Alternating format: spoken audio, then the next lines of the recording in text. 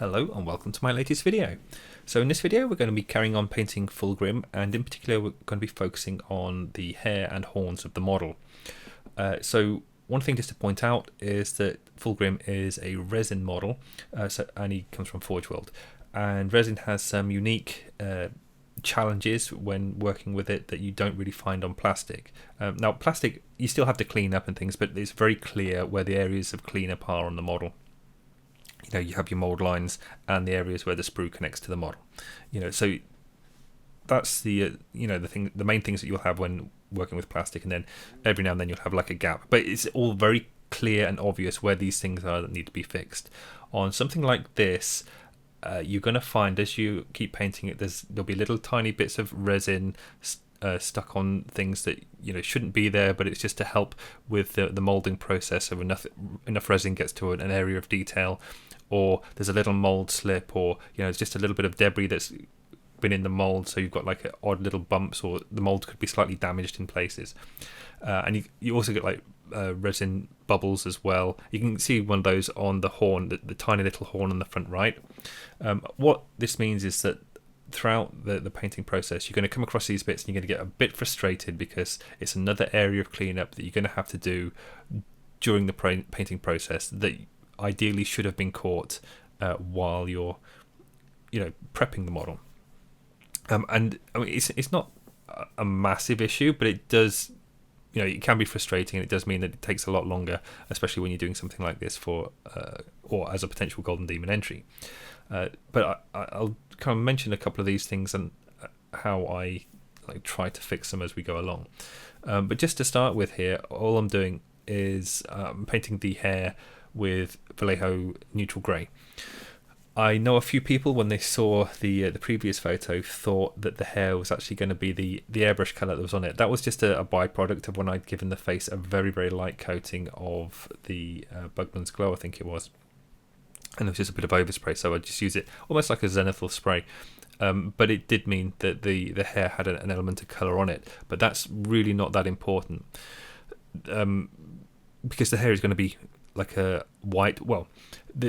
So it's going to be white, as we would call someone with white hair, but it's actually going to have like a few colours in with some reflections, and it's basically going to be off-white with highlights and stuff like that as well. When you're painting the neutral grey on, just cover the whole thing. So, but try and be careful not to catch anything that you've already painted, which is the face at this stage. And once that's done, it doesn't matter if you've missed the odd bit here and there. And the main thing to take from it is that you're going to be focusing on getting the paint into the recesses. You don't want black areas left, so any primer showing through in shadows, because it's going to be too dark. And that can be confusing, because when you're first painting that on, you see I can get a nice shadow or whatever, or a highlight painting the grey there, and leave a little bit black.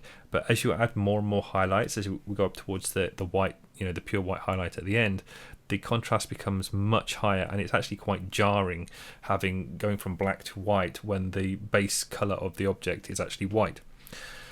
So it's a mistake that people quite often make when painting white as well, and in some cases it's actually easier to start with a white base and then shade backwards, because then you can quite clearly see if you've made something too dark or not. Whereas if you're working from the very from a black primer working upwards, you tend to develop a habit of creating highlights and things as you go, and painting and blending and all that kind of fun stuff.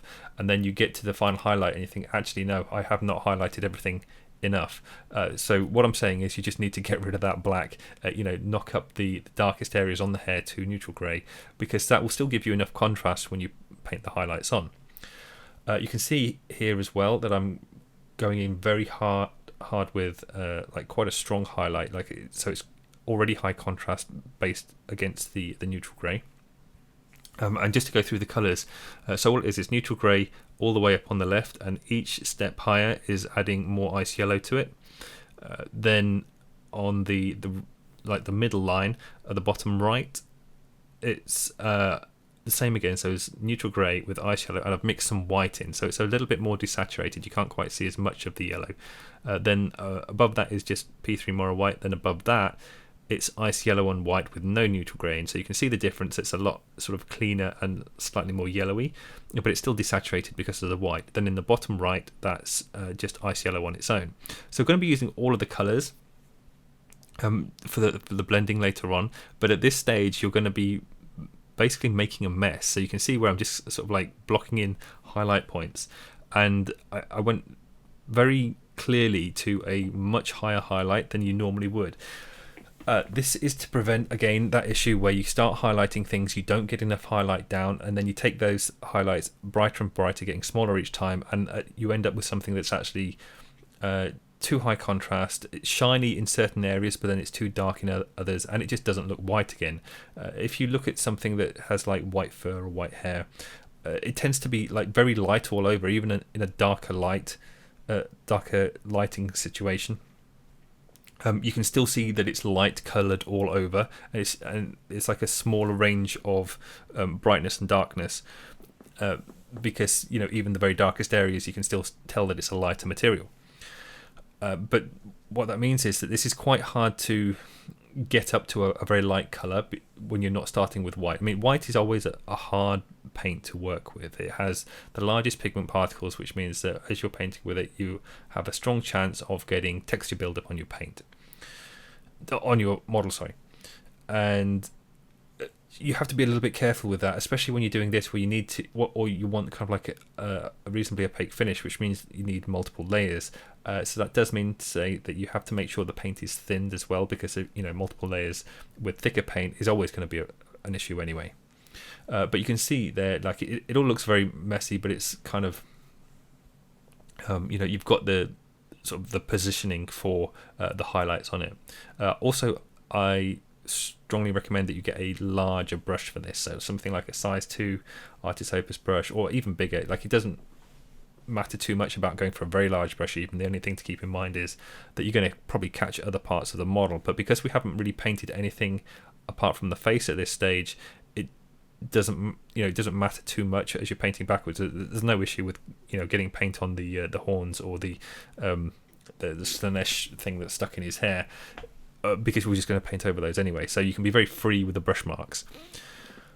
One of the benefits for going with the lighter colour early on for the bright highlights, you can see I've done a bit of blending, is that you can now step backwards. So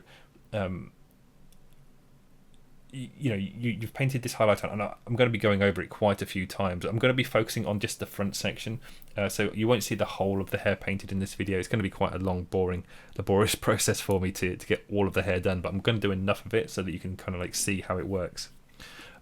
One thing as well when you're painting these highlights on is you're going to try and get the paint in or on the sort of like the recess areas, and like covering the whole block of hair. Don't just leave the recesses dark and paint highlights on the raised sections, because the light would naturally get into these sections anyway, and then it's only on the very final highlights that you pick out the very raised areas, because that will still give you a bit of contrast and definition. You'll still be able to see that the raised area is a bit lighter, but it just means that the area next to it isn't too dark, and it just looks more natural again. And you can kind of see how that's starting to work a little bit on the hair at the side here, and little areas like that. And also having all these different variations of grey, white, and whatever you want to call it, on the wet palette, it allows you to jump very easily between these colours, and it just is going to look messy as you're applying it. But as you keep applying more and more layers, you get more of an opaque layer onto some of these highlights, and then you can actually mix more variations of these colours if you want as well, just to make your life a little bit easier. But once you've got like a highlight on, you can pick like a slightly darker colour than the highlight, and then just blend that in, and it's just easier to blend all these things together once you've got the block highlights down. And a tip for that as well is, when you're doing this blending, just don't bother washing off the brush in between the different colours. So if you've used like 3 shades lighter than neutral grey, and then you want to go for a little bit darker in an area, just drop down one colour, select a bit of that on the brush without washing it off, and then blend in at the edges going into the main body of the area that you want to be that colour. And that will then mix on the model a little bit, so it will create kind of a transition on there anyway, because there's already some paint on the paintbrush. But you know, I mean, it's a pretty straightforward process. Like, it's very similar to if you were painting like anything really.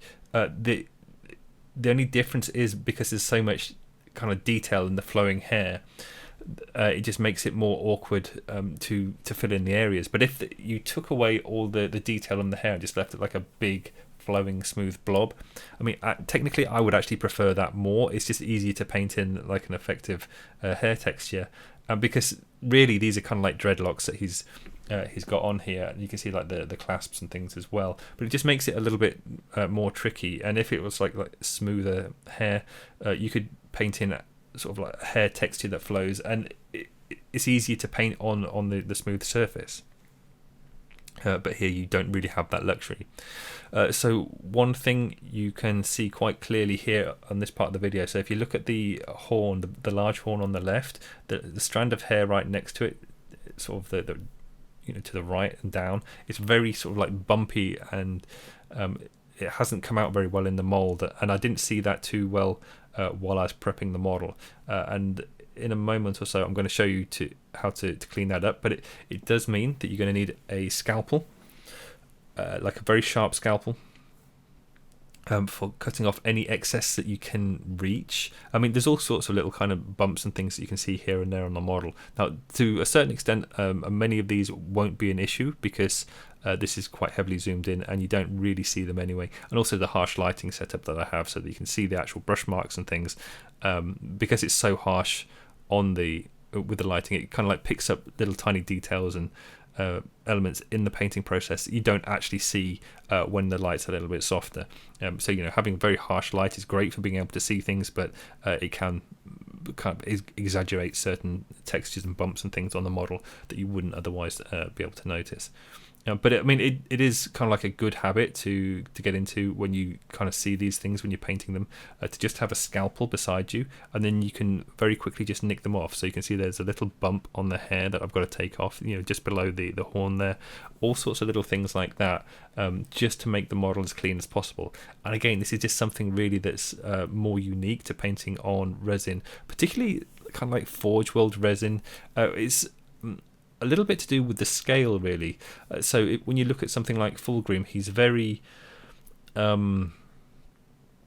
he's a large model, but he's also at the same scale as like a normal Horus Heresy Space Marine. It's just that the details on him should actually be quite small and in keeping with everything else at that scale. So if it was actually like a larger scale model, say a 90mm scale model, then everything would be blown up to be sort of like larger and more chunky, whereas this, you know, you think, oh, he should be easy to paint because he's a large model, but no, because the scale of all the details on him still match the size of a Space Marine. And also the artist that sculpted him, he's done a fantastic job, but he's really gone to town on some of the details on the sculpting, particularly when it comes to the armor as well. We'll be getting to that in another video, but it does make him in particular a very tricky model to paint. There's lots of fragile details on him that you know, it's easy to catch if you're not being careful.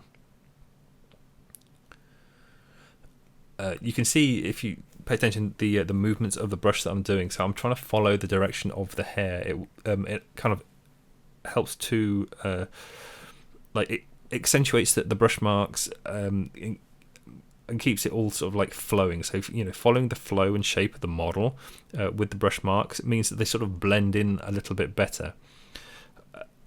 Whereas if you were, say, like painting left to right on this, like horizontal lines, it would be very clear, and it makes it harder to blend in these strokes. Whereas with the vertical lines, you know, following the shape of the hair, it just looks natural. So even if it's maybe you don't get like a perfectly opaque finish or whatever on the transition, it's still kind of like, you know, you can sell it as that's hair that's on there.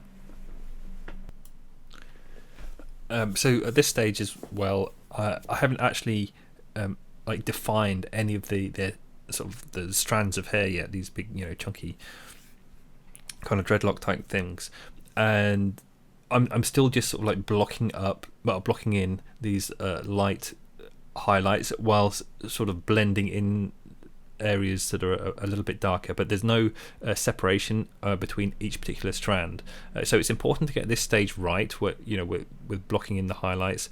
And if you were doing this for a quicker kind of painting style, you could get away without actually picking out any of the strands if you wanted, but it will look a little bit better. And the benefit of having all the highlights blocked in first is that then you can go back to a slightly darker color and just paint it in the recess, and it'll only be like a tiny little bit darker than the highlight next to it, but it just gives a small amount of definition separating them out. But the blocking in is all the hard work, and then it's you end up and you go to a smaller brush and you spend a bit of time refining it and things, and also the benefit of doing it with the large brush at this stage and blocking in the highlights like this and then blending them is that you more clearly see more of the faults with the resin that you'll have to go back and fix as well.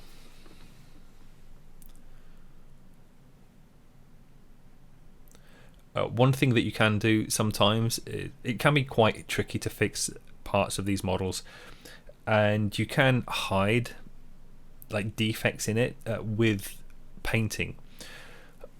So I mean, I know that sounds a bit weird, but you can it's harder with the hair because hair is like kind of smooth and flowing, but with parts of the horn, so I think you can see every now and then on the horn there's some like little defaults in it, and as I mentioned already, the air bubble on the small little right horn there, what you can do is like turn those into actual weathering or damage that's supposed to have been sculpted on the model.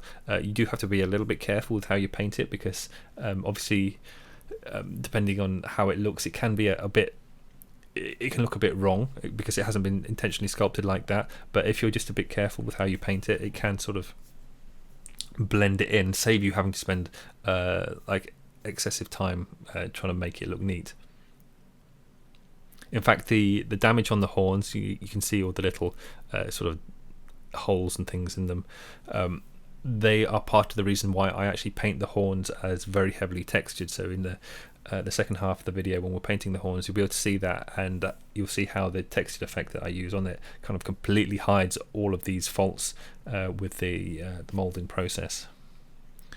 You can see now I've gone down to a size 00 Artist Opus brush, and I'm using pure white at this stage, and just picking out the very raised areas at the front on the kind of like just above the forehead section. So this makes like a big difference in just how neat and refined everything is. It also helps with the shine of the hair. So we do want the hair to look quite shiny, but we don't want it to also look the same as the face. And there's going to be an awful lot of non-metallic metal on this, and you will see in the end of the photo I've just started blocking in and refining and things some of the non-metallic gold on his armor.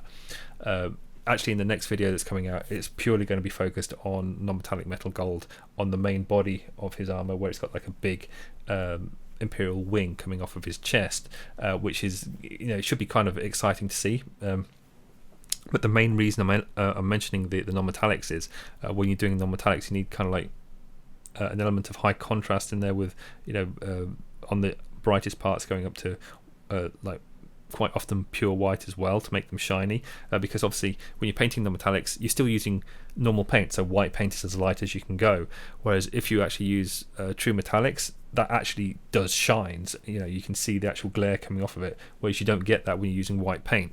So the issue with this model is because of the white hair, that's got a lot more white in it than the shine on the non-metallics, so you do run the risk of the hair kind of knocking back how shiny you want the armor to be. It's very hard to make something look shiny with non-metallics if you've got white elements also on the piece.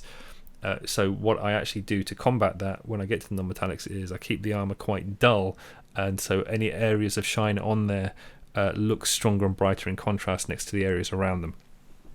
But it is, if you're going to paint his hair white like this and keep the white shine on, it is going to have an impact on how effective some of the non-metallics are. And I haven't actually painted at this stage the the little Slanesh symbol that he's got sticking out of his hair, because that's going to be like a harder challenge when you see, or maybe you've already seen it because I've got like an updated photo on social media where I've actually painted the wing on his hair, not his hair, on his chest, and it looks really kind of effective. But normally if I'm painting the head, I will focus on getting the whole of this area done before moving on to the next section, but I actually wanted to get the non-metallics done on a different part of the model, so I've got something to work against when I work on the his hair clip, because that is going to be kind of a pain to get right. So again, using like a smaller brush, I'm now sort of picking out some of the important highlight areas. Remember, we're having a light source on this that's coming from above, and it's as usual coming from like a slightly to the left front part of the model, which nicely matches my lamp, depending on how I hold the model, obviously. But it just allows me so that I can very quickly put the model back in the correct position to see how that lines up with the light hitting it for how I've painted it. I mean, you can do the same actually for any angle. You do the same sort of thing. It's just because of the camera position and things while I paint, having the light hit on the similar sort of area to how I paint just makes it easier for you to see and for it all to match. But if you have the light, say, coming from the right hand side, you can do the same thing while you're painting it. Just quickly rotate it around and see how the light hitting from that direction, see if it still works. And I say it quite often, but you don't have to completely focus on getting an exact copy of how the light hits the model, because different surfaces reflect light differently, and also light, just because that's how it looks exactly with how the model looks under a lamp, doesn't mean say it looks the best. And it, especially because it's a very bright light from the lamp, and it's going to hit the whole part, that whole side of the model equally, so it will kind of hide focal points and things like that. So you have to adapt the lighting a little bit so you can get more focus on the head and chest areas, not quite as bright on the darker areas down towards the base, all kind of things like that, because it's a difference in scale. The light is hitting basically a small model on your desk, whereas in reality it would be like a sun hitting a demon prince standing on a planet. So there's a complete difference in scale and distance and all those kind of things for how the light would look naturally on it. But it does help you just to line things up and give you a good general idea of how it should all work. So yeah, this is kind of like the boring bit, but also I think slightly more satisfying, where you're taking your time. You can see there I'm using the slightly darker grey just to separate out a little bit of a hair strand there.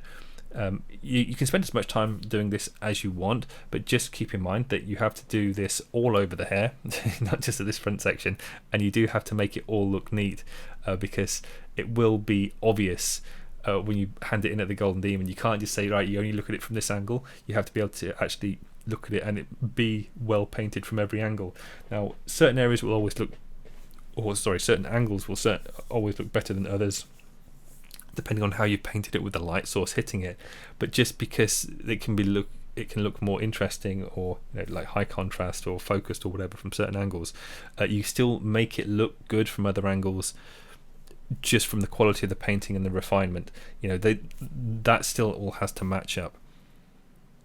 And you will always have a tougher job with something like this, just because it's a resin model. There's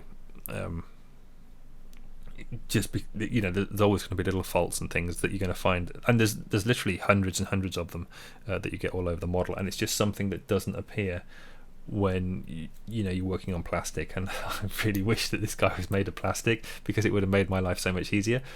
But he's still going to look good when he's finished anyway, so it's not like a massive deal, but it is irritating. I mean, to give you an example as well, if you look on the collar to the left sort of section of the collar, you can just about see there's a little bit of mold slip there. It's like a fraction of a millimeter. I've just rotated it around now so you can't see it, and it's things like that. You just don't see them when you're cleaning up the model, because it depends entirely on the angle that you're holding it when you clean it up. So if you look at it from one direction, it doesn't cast any shadow. It's only when you rotate it around the other way and you see, oh look, there's a shadow, because you can see the tiny little lip, then you have to go back and cut it off. So just there on the screen you saw I showed you some gloss varnish. So I'm using Vallejo Mecha gloss varnish, and you can see here I'm just applying it over this section of the hair, and it's because that little strand that's just to the right of the horn. It was really annoying me, and I know that the things can look more obvious in the video when you see them, but you really don't see them that well when you're looking at it, when you're actually holding the model. So I mean, again, you have the benefit of having like a very zoomed in shot with a very strong light direction when you're looking at the video, and you don't have that kind of look when when you're cleaning the model up. So it is like a lot harder to spot these things, and you're just going to find them constantly as you're painting these resin pieces. So in that case, I just had to go back with the scalpel, and I sort of like just rub over the area, so like scrape it off. And if you do that, like if the primer that you've used is like a reasonable primer, it should still allow you to like sand it a little bit or scrape it and things, and it won't kind of peel off or anything like that. If you are using Vallejo primer, it can set really well. It's nice and robust and things like that, but you cannot sand it. Vallejo primer has like a rubbery kind of texture finish, and if you start sanding that, it will peel off. It's great as a paint base and things like that, but the idea of primer is it will also allow you to see faults on the model and then correct them. I use Ultimate Primer, which is it's basically by Badger, but it's called Ultimate Primer in the UK anyway. Which black surface primer, and that does allow you to sand the area after you've worked on it a little bit, so that will make life a bit easier. There are other primers as well that you can get. Generally, I know a lot of people working on Forge World models use, again, this applies to the UK, but it's like Halford's primer, so it's like a car body primer, because again, those are designed so that you can sand them after you've primed them, because you'll see faults and things after you've primed it.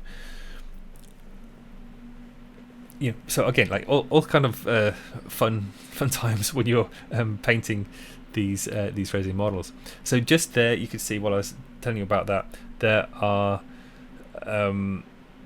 little clasps in his hair. So I've painted those black, and the reason that I've done that is that I wanted to see like a cleaner look on the model, because while you're painting this hair, you can spend ages and ages on it, and it will look sort of fine, but until you actually sort of block in all the areas around it and make it all look neat and tidy,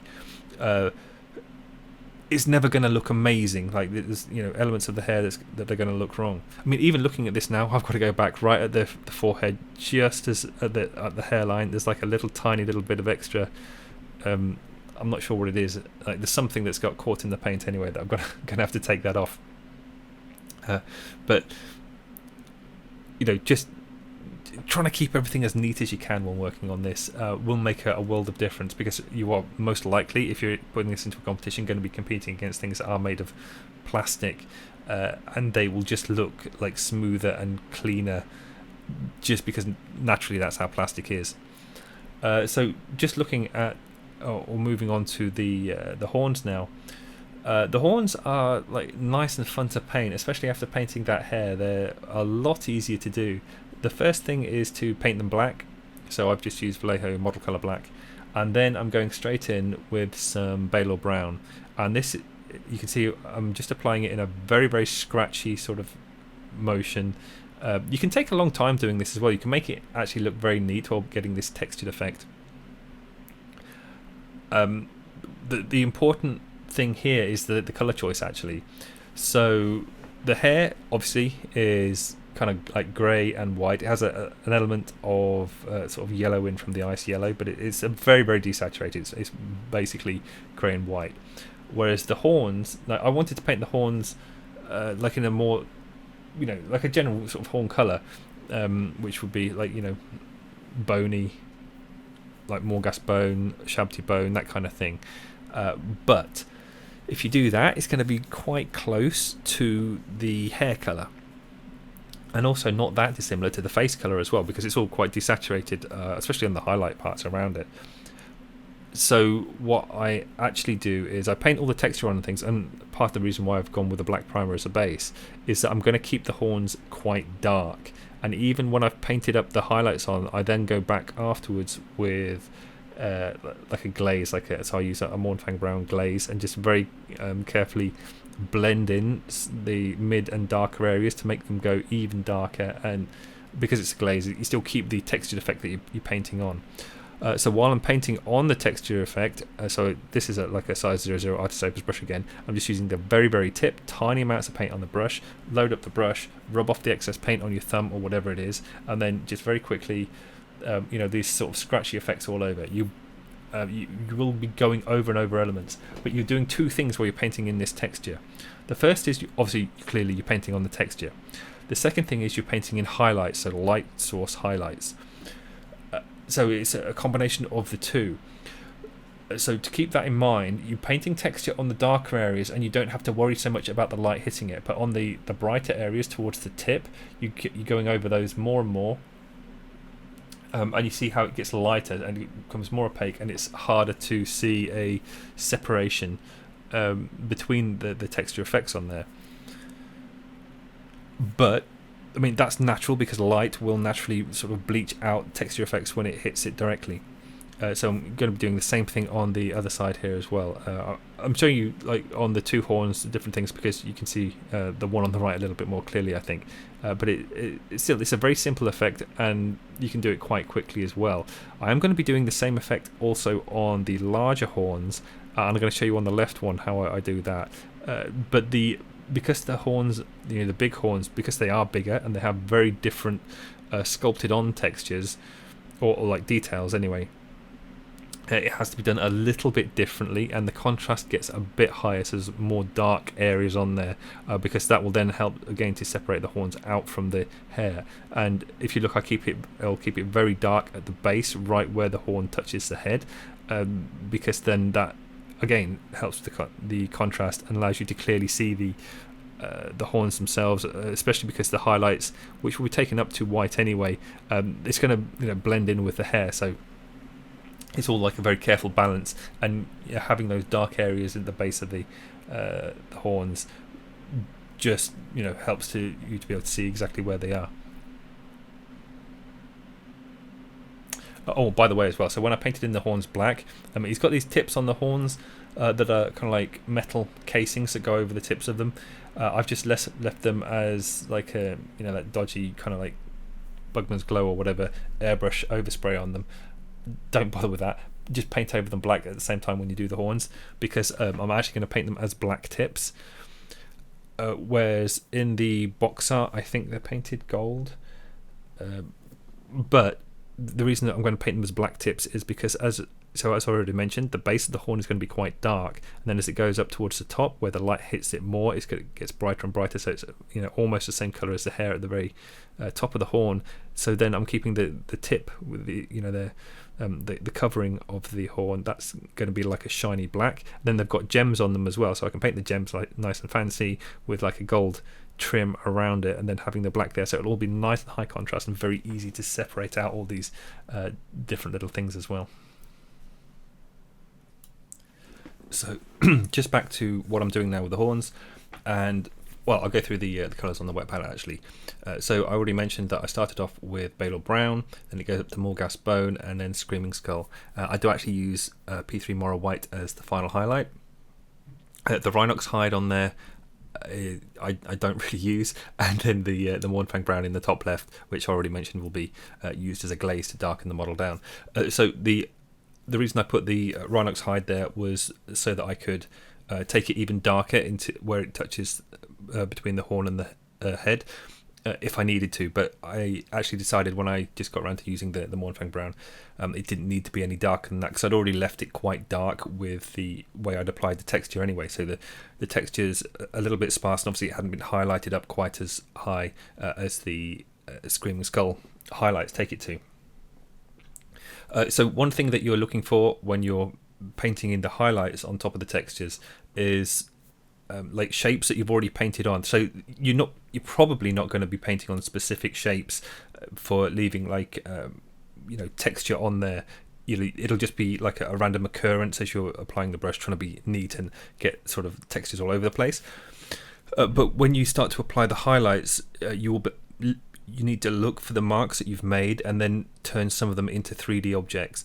And by that, all I mean is that you look for like something that looks like a hole, basically, that's been left where you haven't applied some of the paint when you're painting the texture, and you just paint like the lower edge of it, and with the highlight color, and the color that you're using for the highlight will depend on whereabouts on the horn is. So if the horn is further up where there's been more highlight applied, then you'll be using probably the Screaming Skull as the highlight color. But if it's a little bit further down, then you're probably going to be using the Morghast bone, because you don't want like a super high contrast, because it looks a little bit too harsh, and it just doesn't look very natural. So the highlight color is based on the color that's right next to it, so you just want it like a little bit lighter, and by painting in that lower edge, it'll look like light's catching it, and it'll give it like that three-dimensional look. But don't go too crazy doing all these extra textures and three-dimensional effects on them. The horns they're quite small anyway, so you just basically, all I'm doing is giving them this texture effect, one, to hide the defects that are already on the sculpt, and also because it separates the texture, the surface material, from the face and the hair, so it's quite clearly a different thing. So it just makes it easier to spot them, and it just makes it more interesting to look at as well. You can actually see on the right horn, so if you remember earlier I mentioned there was like a bubble on it. I actually went back with a scalpel and I just rubbed over that a little bit to take away the sort of the round shape of it. So you can still see there's like an element left where there is sort of like a recess there, and I just turned that into sort of like another kind of bit of damage on the horn. So again, like, these texture effects are really, really handy for hiding the damage or like little inconsistencies within the sculpt as it's been poured from the resin.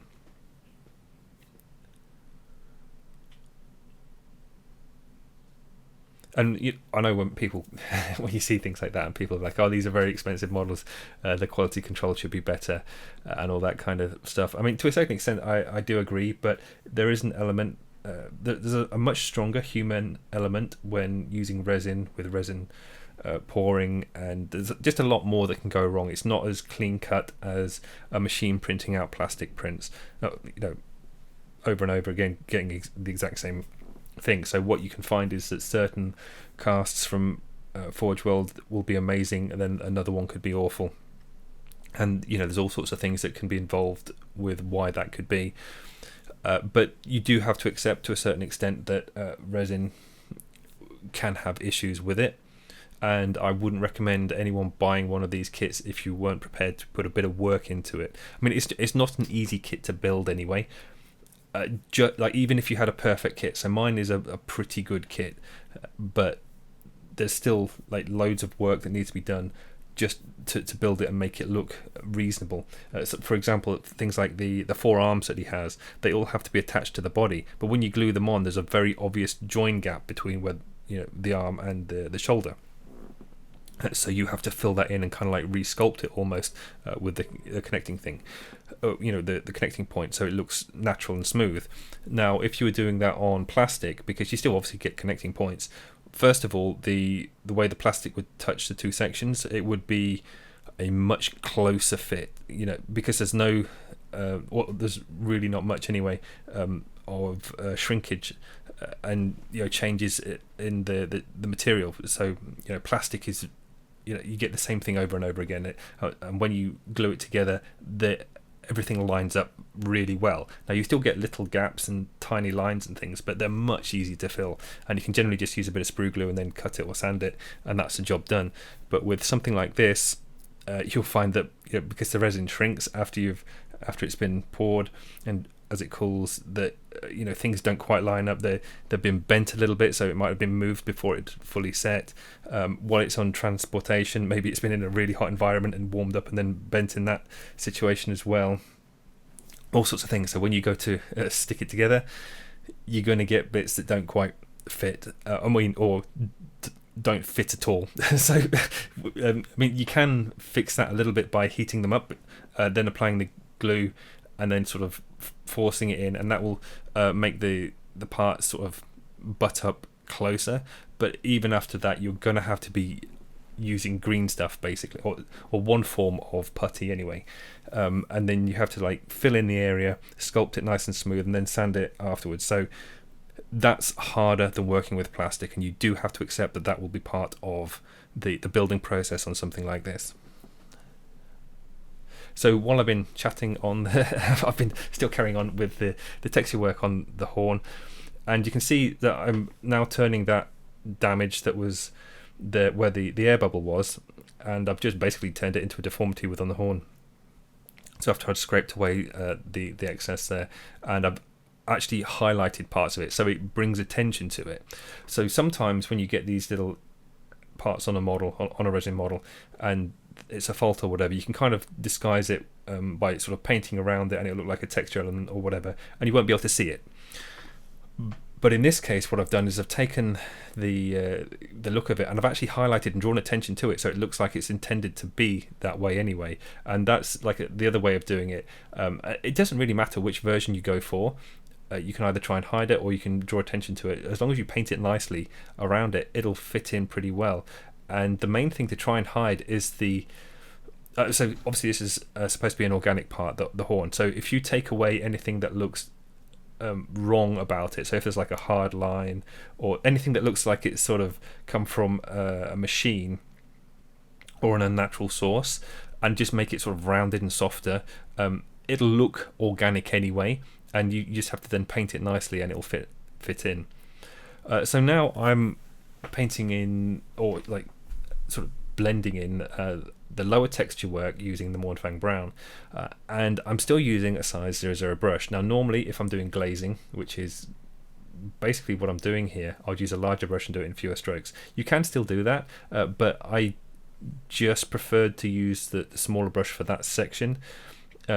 One, so I didn't catch any onto the face, because I really don't want to have to repaint that section.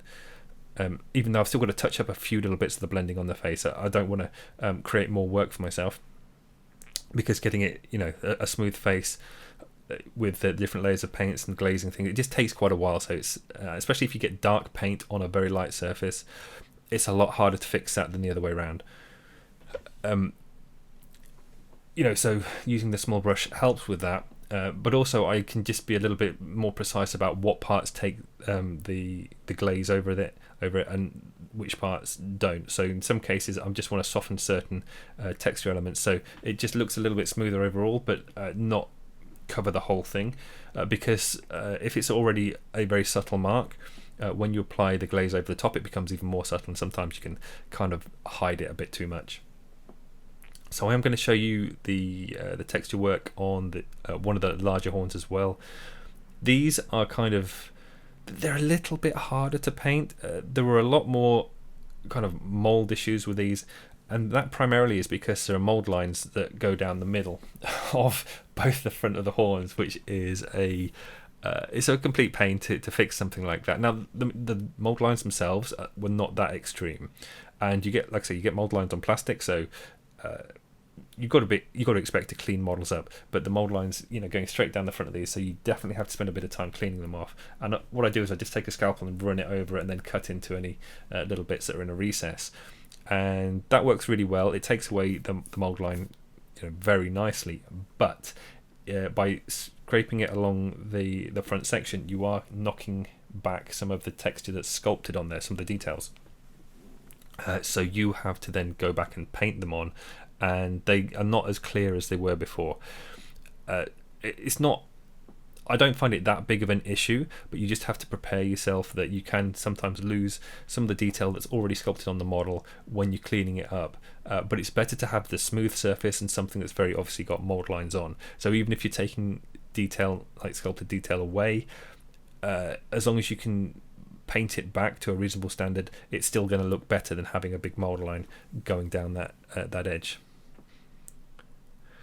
So one of the differences with painting this horn as well it's be for both of the horns, is that they have these ridges on. So the actual texture effect that I painted on is going to be exactly the same way as I did for the small horn, although by the end of it I was looking at it and I think I probably need to go back and refine it a little bit more. It's hard to say sometimes because I look at, obviously when I'm doing the voiceovers for these, I'm watching the same video that you're seeing. But when I'm painting it, I'm not seeing the video because the video hasn't been done yet. And sometimes I can see faults or things that I want to improve while I'm actually doing the voiceover. So and that's the case with this. So I'd already, when I edit the video, I already see how the video looks before I do the voiceover actually. And when I was looking at this, some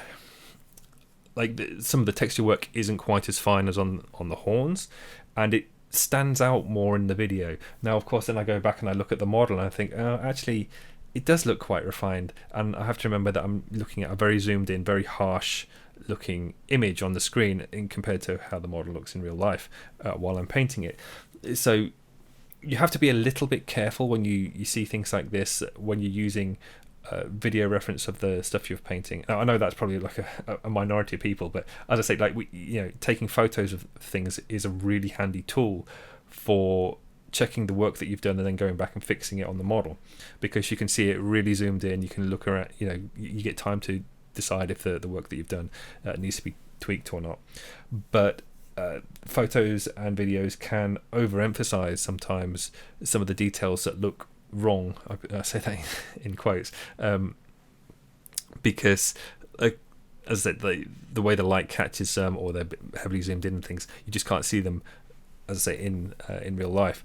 So you can get hung up on that a little bit too much, and sometimes it's more important to actually get the model finished rather than just focusing so much on the details that might not be quite perfect. And especially for a model like this, there are a lot of details that are just sculpted on anyway, so you will have to spend a long time painting this, even if not everything is perfect. And also just the size of the model, you have to take that into account, especially for doing Golden Demon stuff. That, for example, one of the Slayer Sword winning pieces for Adepticon previously was a skink. Now the skink's only it's a few centimeters tall anyway. It's a very, very small model, and I don't think people realized actually how small it was and how precise the painting was. It was like a very amazing piece technically, but then if you compare it to a monster model like Fulgrim is here, it's it's massive, and the sculpt isn't as clean, and it's just a lot more work just to even paint the model, let alone to refine it to that level. And you can't really refine something like this to the same standard as something like the skink, just because the skink is so small. You can spend a long time on that, but it's because it's just a small area, it's not actually going to take as long as, say, even this head section here. This is bigger than the skink model, so you would spend longer refining this, especially because it's harder to paint than the skink itself. So you're never going to end up with something the size of Fulgrim refined to the same level as something as the skink, because it would just take you years to do. And even having that level of refinement might not be worth it. Sometimes you just have to get the atmosphere and the details and things like that correct, and just so you make something that looks cool, and it will still be good enough, and you could still win with it. Not everything has to be refined to like a laser sharp, perfect, super clean finish. And that you can see elements of that in the results at different Golden Demons and things. Not everything has to be a perfect heavy metal style painted piece. However, refinement and precision is very highly regarded. So if you can make things a bit neater or cleaner, and it's not going to be like a waste of time. Like, you see something on a photo and you spend ages doing it, like, spend a couple of days refining something, then you actually look at the model in the flesh and you can't really tell what you've done. And I've done that before. I've spent ages cleaning things up, and you can't tell the difference really. Like, I mean, it looks smoother and cleaner, but it's probably only you that's going to be able to notice it. And if you showed it to someone else, they're not going to see it, because always remember as well that the painting that you're doing, you're seeing it more critically and more closely than anyone else will, and so you're aware of like every single brush stroke that's on there, and a golden demon judge will see that, and they'll just get an overall view of looking at it. They won't see every single brush mark. They miss mistakes on models, and I've seen it before where pieces have won. I've seen actually tanks that have won golden demons, and inside the barrels or the exhaust stacks haven't been painted. You can still see the bare resin on them. So judges miss things, and it's just a case of, because they have like a short while to see it, they go for an overall impression. You can very clearly and quickly see if something is painted well and if there is a level of refinement there, but you won't always see that not every part of a model has been refined to the same standard. You'll be like drawn to the focal points, or sometimes it might not even matter, and how good the model looks overrides faults on the model as well. It's a complicated process of judging a model, and it can be very hard to compare models as well. So there's always going to be people complaining about what should and shouldn't win and all sorts of things like that, but when you're painting a model like this for Golden Demon, you have to accept that sometimes it's not going to be perfect, but it can still look very cool and it can still win. But it might not at the same time, But anyway, so while I've been talking there, you've hopefully seen me painting on the highlights. And as I mentioned, they're done exactly the same way as the small horn. The only thing is that because it has these little extra sculpted on ridges, just make sure you pick those out. But and because of the faults on the horns, and also some that are sculpted on as well, so it's a combination, and the faults don't really matter because of that. But just make sure that you pick out some of those sculpted on details as well. So if you can see, there's the obvious segmented elements of the horn, but also there are like little holes. There's areas where there's sort of recesses within each segment as well, and just spend time on making it look good. That's the main thing. If it looks good, that will counter a lot of faults. But also you're going to get that. So I've highlighted up the layers and things, and because it's a much larger horn than the small one, you can add a lot more detail to it as one, but you can also add a lot more subtlety, and it might be the case that the details that you've painted on there are a little bit stark or high contrast, which is kind of how I feel that the horn looks at the moment. But then you take that and then you go back with the Mournfang brown, turn it into a glaze. And so for the glazes for these, I have the glaze a little bit thicker. It's probably around about 4 parts water to 1 part paint. And then you probably do want to use a larger brush for the glazing on a horn this size as well. You're going to see me in a moment using the glazes on there. But then you're going to be knocking back a lot of the detail on this, so that the highlight stands out much more than it does at the moment. And it might be a case of that you glaze elements back, and then you have to go back and pick them out again. But because they're already painted on there, you're basically highlighting highlights that you've already put on, and then because they're already there, just knock back a bit. When you put the same colour paint on top of that, then that becomes a highlight on top of the paint that's basically the same colour but is not the same colour because you've glazed over it. So I mentioned you could use a larger brush. I'm still using the size 00, just because I'm more paranoid about getting excess paint on the hair that I've already started painting. But like, it doesn't matter too much if you want to use the small brush, but the only benefit to using the larger brush is it's a much more even coat. So it might be that if you use a small brush, it's not going to look as neat or smooth as if you use a larger brush. But as long as you're actually looking at what you're doing and just being precise of where you put the brush, and if an area looks a little bit too light or a bit too dark, you can tweak that as you go along. It just takes a bit longer. So I think you can already see how the lower section of the horn is now darkening down.